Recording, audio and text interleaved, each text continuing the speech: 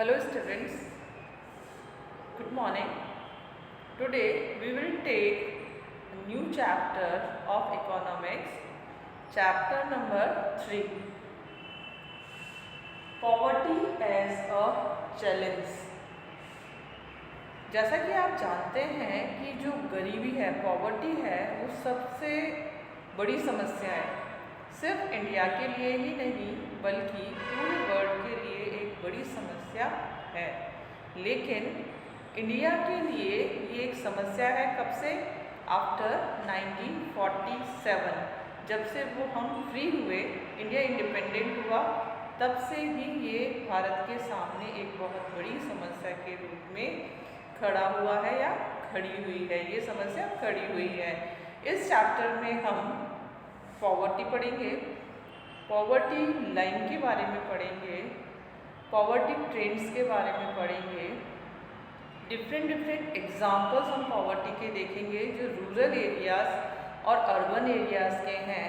इसके अलावा हम पॉवर्टी के कॉजेज़ को पढ़ेंगे, कारण जानेंगे कि क्या ऐसे कारण हैं जो आज तक भी दूर नहीं किए जा सके हैं, और इसके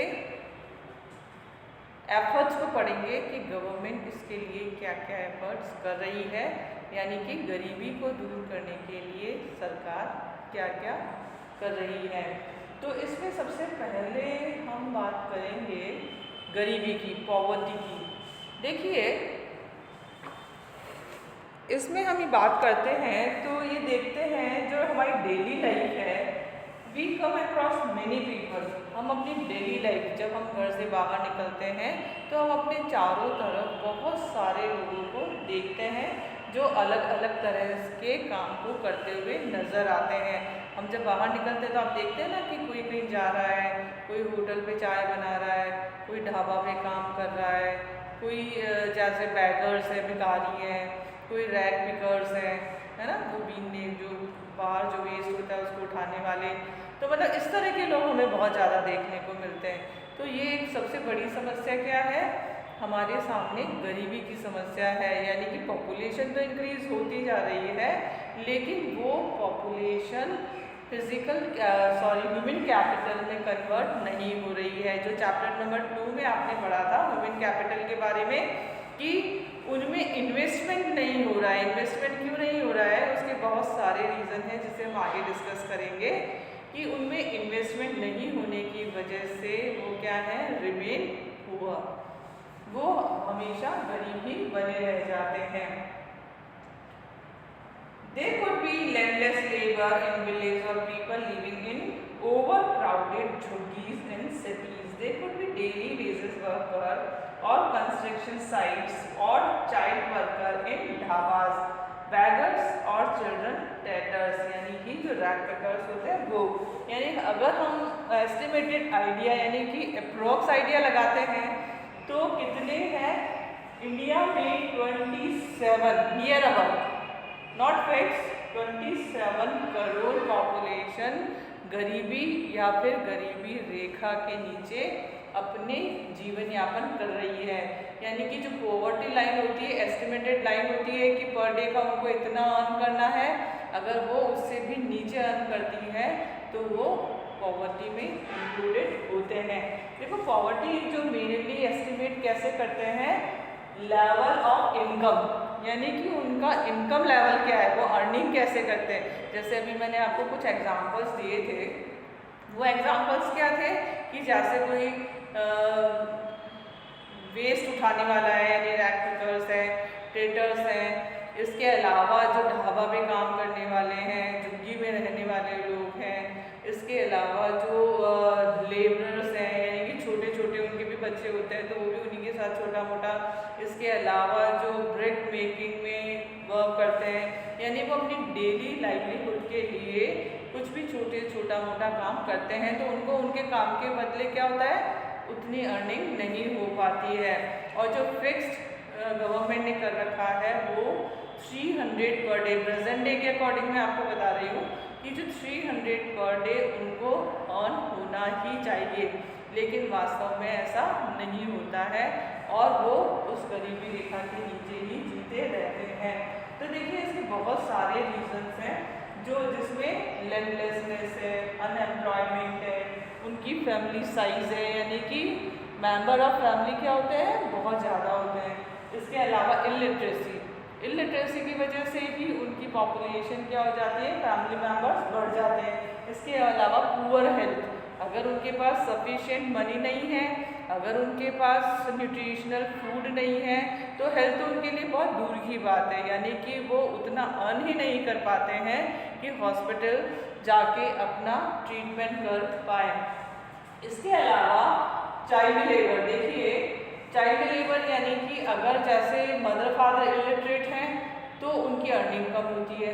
अब वो क्या करते हैं कि जो अपना छोटा बच्चा होता है उसको भी वो कहीं ना कहीं काम करने के लिए लगा देते हैं, तो वो बच्चे उसी टाइम से काम करना शुरू कर देते हैं और वो लिटरेट हो ही नहीं पाते हैं और वो चाइल्ड लेबर वर्क करते हैं एज ए चाइल्ड लेबर, जो कि आपने पढ़ा सिविक्स में कि प्रोहिबिट कर दिया है गवर्नमेंट ने वर्क फोर्स को आर्टिकल 14 में कि कोई ज़बरदस्ती उनसे काम नहीं करवा सकता है। लेकिन एक बड़ा कारण अपने यहाँ पे चाइल्ड लेबर भी है और हेल्पलेसनेस, यानी कि अगर वो काम करना चाहते भी हैं तो उन्हें काम ही नहीं मिलता, और अगर वो कहीं पे काम करने भी लग जाते हैं तो इस तरह के लोगों को, यानी कि जो गरीब हैं, उनको हमेशा ही एक्सप्लॉइट किया जाता है, यानी कि प्रताड़ित किया जाता है। जितनी मेहनत के साथ वो अच्छा काम करते हैं उनको उनके काम के बदले में उतना रेम्यूनरेशन यानी कि भुगतान नहीं किया जाता है,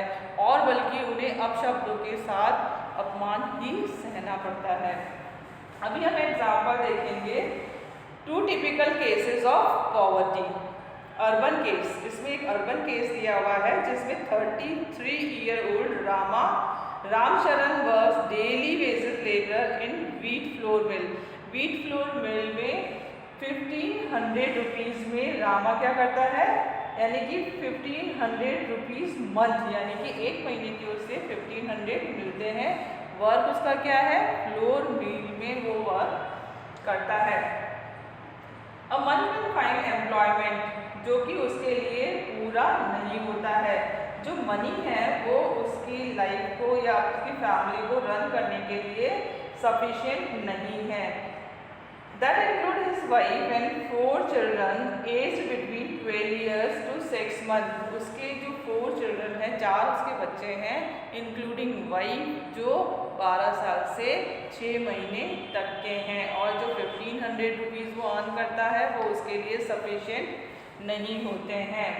अभी देखिए जो उनका कंजम्पशन लेवल है, यानी कि अब लेवल ऑफ अर्निंग, यानी इनकम लेवल तो क्या हो गया, मिनिमम हो गया, बहुत कम हो गया, और फैमिली मेंबर्स क्या है, इंक्लूडिंग रामशरण को मिला के जो उसके फैमिली मेंबर्स हैं वो 6 हैं।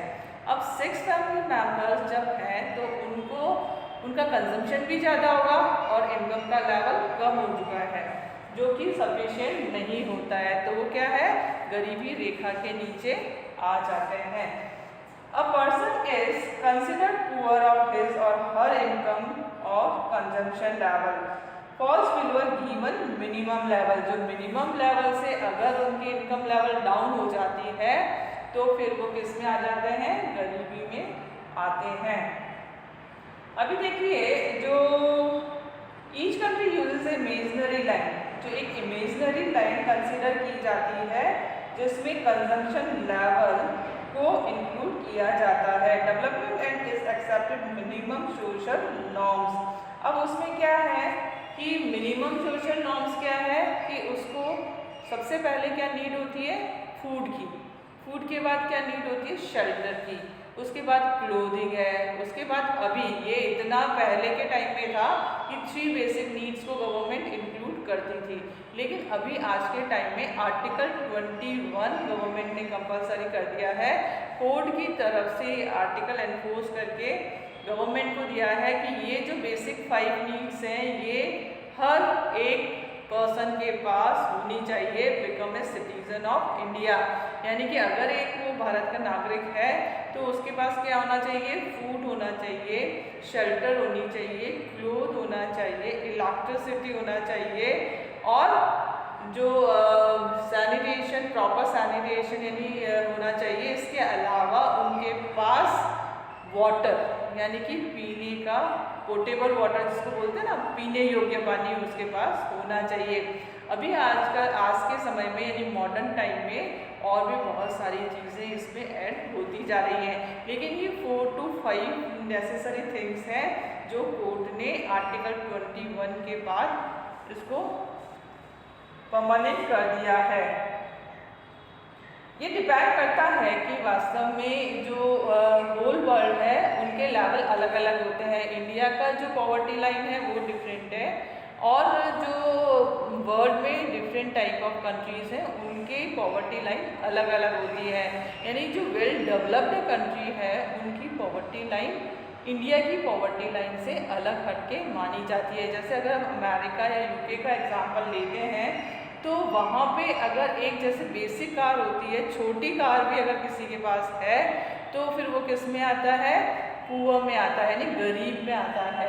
लेकिन अपने यहाँ पे एक मिडिल क्लास के पास एक छोटी कार का होना माना जाता है कि अगर उसके पास वो है तो वो रिच है। लेकिन वहीं अमेरिका और यूके में उनको गरीब माना जाता है। अब देखिए हम ये मानते हैं कि जो क्लोथिंग है, अभी देखिए requirement clothing, footwear, fuel and light, education and medical requirement determine the subsistence.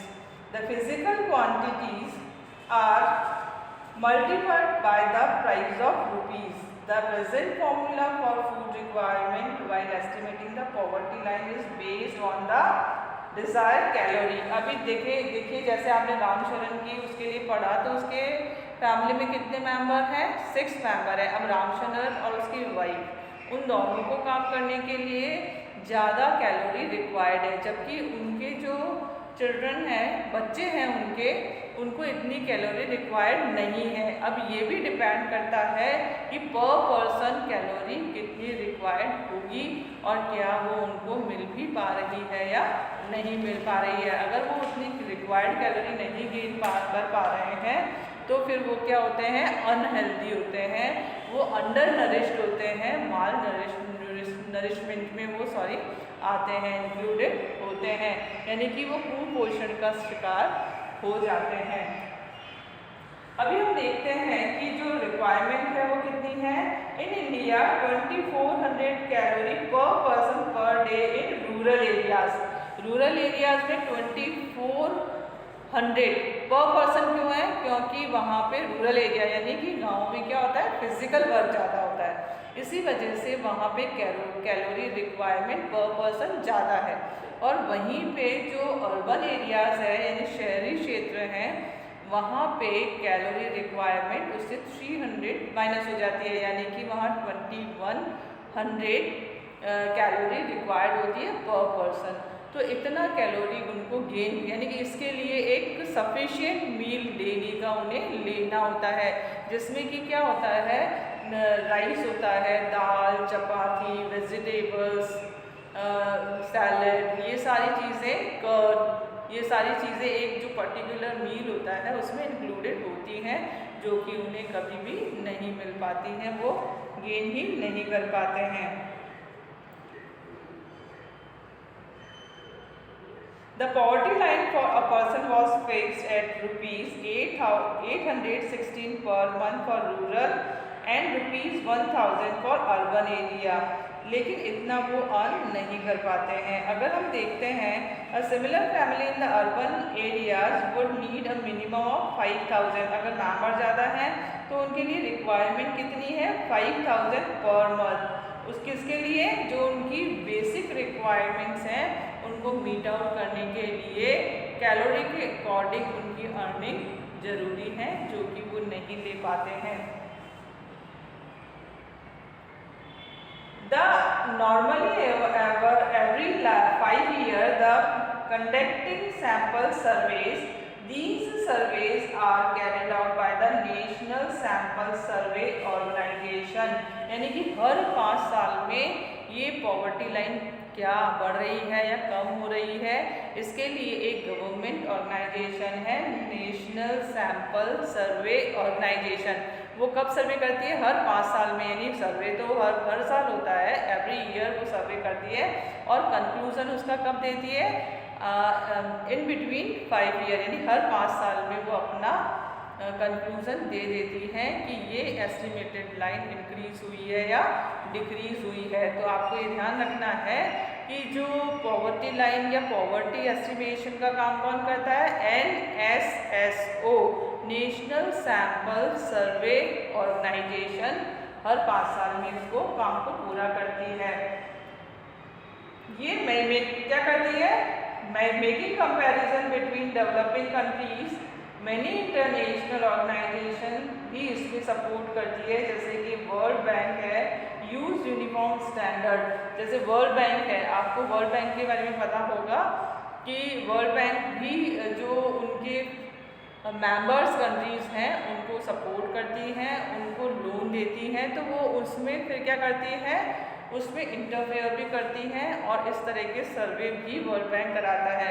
तो उसके अकॉर्डिंग अगर $1 यानी कि $1 पर डे, 1 डे पर डॉलर, यानी जो डॉलर की रेट चलती है 70-75 रुपीज़, जो इंडियन रुपीज़ है उसमें $1 की रेट होती है 70 to 75, लेकिन वो वर्ल्ड बैंक मानता है कि वो इस लाइन के बराबर या इसके नीचे आता है या करीब माना जाता है, लेकिन जो वो $1 है वो उसके लिए सफिशिएंट नहीं होता है। Poverty line estimation. अभी देखिए, अब हम इसी का एग्जाम्पल पढ़ते हैं इसमें रूरल केस का। जैसे आपने रामशरण का पढ़ा था, रामशरण में हमने क्या पढ़ा था कि जो उसके गरीब पेरेंट्स हैं उनको भी उसे खर्चा देना होता है और साथ ही साथ जो उसके बच्चे हैं वो कहाँ रहते हैं, वो लोग कहाँ रहते हैं, ओवर क्राउडेड हाउसेस में रहते हैं, वो स्कूल भी नहीं जाते हैं और बहुत ही कम खाना भी उनको मिल पाता है, जबकि उनका जो कंजम्पशन है, लेवल ऑफ कंजम्पशन है वो ज़्यादा है, लेकिन उनको उसके जितना मिल नहीं पाता है।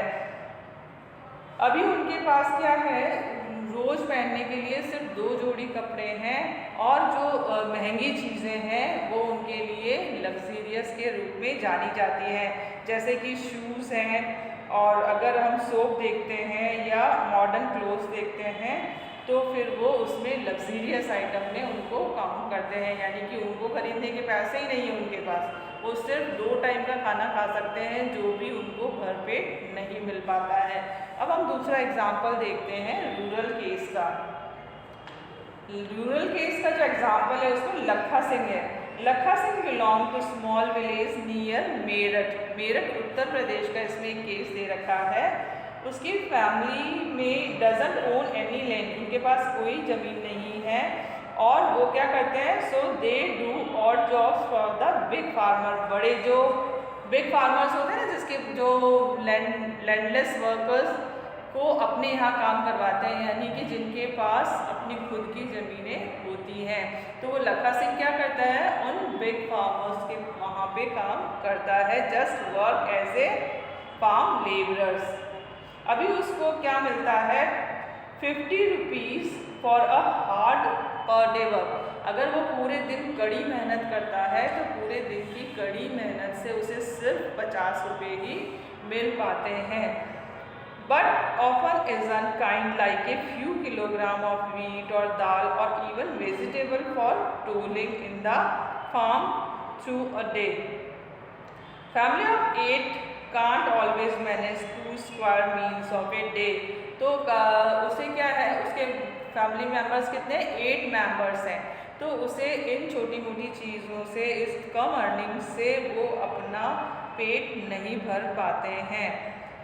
लखा लाइव्स अ कच्चा हट। कच्चा हट जो गांव में आपने देखी है ना, झोपड़ियाँ बनी हुई होती है वो कच्ची, जिसके ऊपर छत भी नहीं होती है बराबर। Women of the family spend the chopping fodder and collecting firewood in the fields.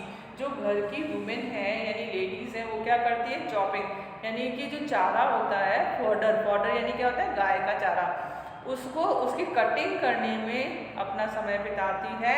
और घर में उनके कोई गैस या इस तरह का चूल्हा नहीं होता है, वो उसके लिए जो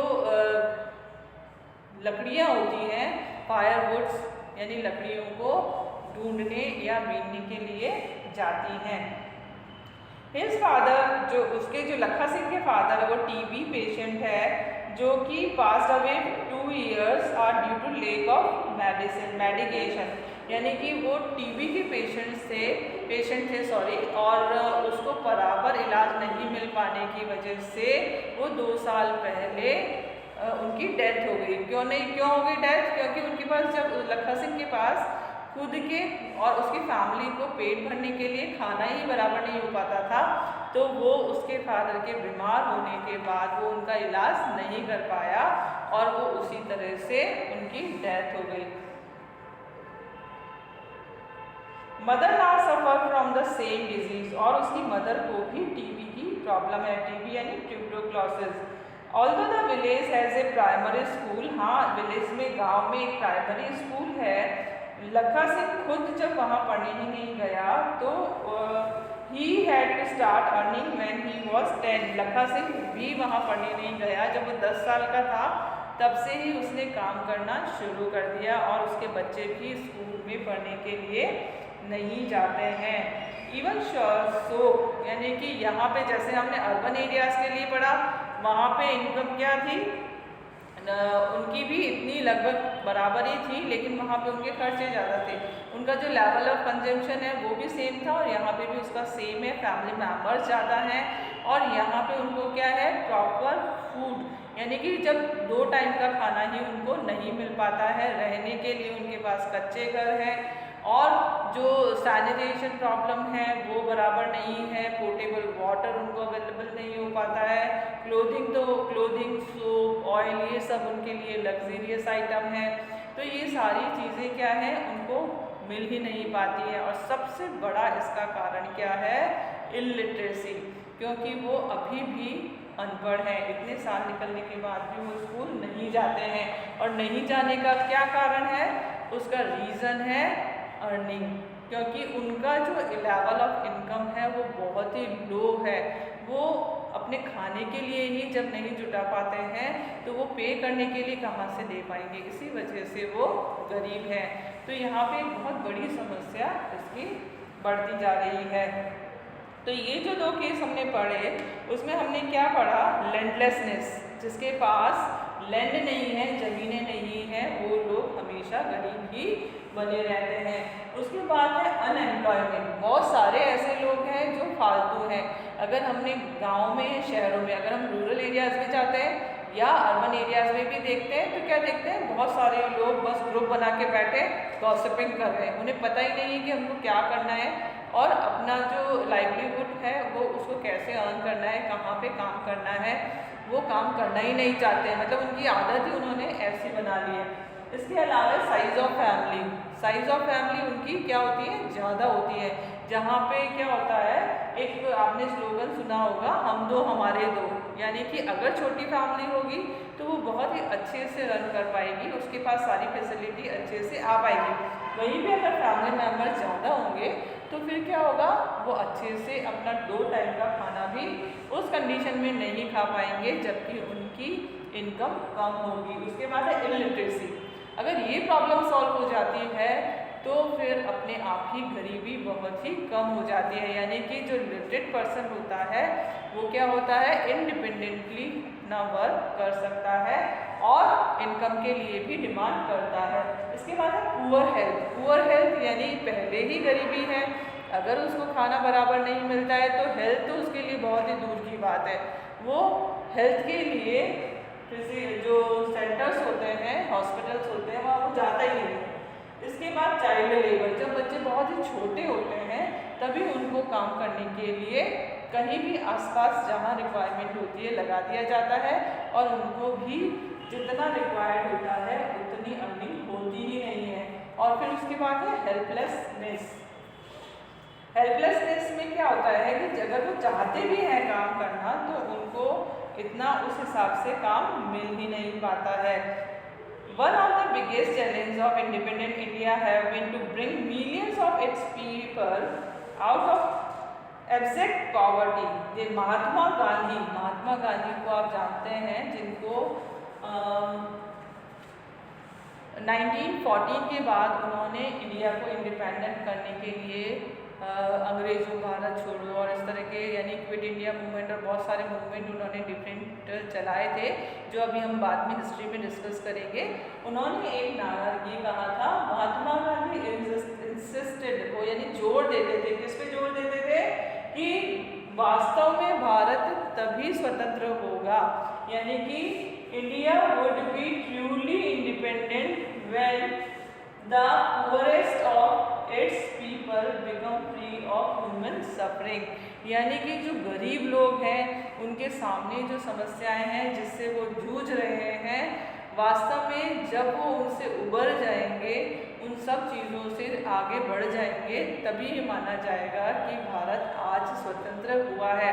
ऐसा नहीं है कि गवर्नमेंट इसके लिए एफर्ट्स नहीं कर रही है, बहुत सारे उन्होंने प्लानिंग भी किया है, 5 ईयर प्लानिंग की है, स्कूल्स ओपन किए हैं, इंडस्ट्रीज ओपन किया है, लेकिन तो भी अभी भी जो पॉवर्टी लाइन है वो कम जरूर हुई है लेकिन ख़त्म नहीं हुई है। स्वामी विवेकानंद ने भी इसके लिए एक बहुत ही अच्छी बात कही है। उन्होंने ये कहा है कि अगर आप सोसाइटी को डेवलप करना चाहते हैं तो सबसे पहले वुमेन लिटरेसी रेट को इंक्रीज करना होगा। अगर वुमेन लिटरेट होगी तो वो क्या कर सकती है, अपनी फैमिली को भी लिटरेट कर सकती है। तो ये हमने पढ़े थे अबाउट पॉवर्टी। अब हम पढ़ेंगे poverty as seen by social scientist, यानी जो वैज्ञानिक हैं, एक सामाजिक वैज्ञानिक है, यानी समाज को जो किस नज़र से देखते हैं उसके बारे में हम पढ़ेंगे।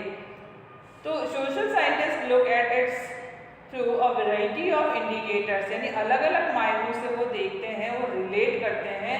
जैसा कि मैंने आपको बताया, इनकम लेवल एंड कंजम्पशन, यानी कि मेंबर कितने हैं, उनका इनकम लेवल क्या है और उनका कंजम्पशन क्या है, उसी से पॉवर्टी लाइन एस्टिमेटेड की जाती है। तो सोशल साइंटिस्ट क्या देखते हैं, वही देखते हैं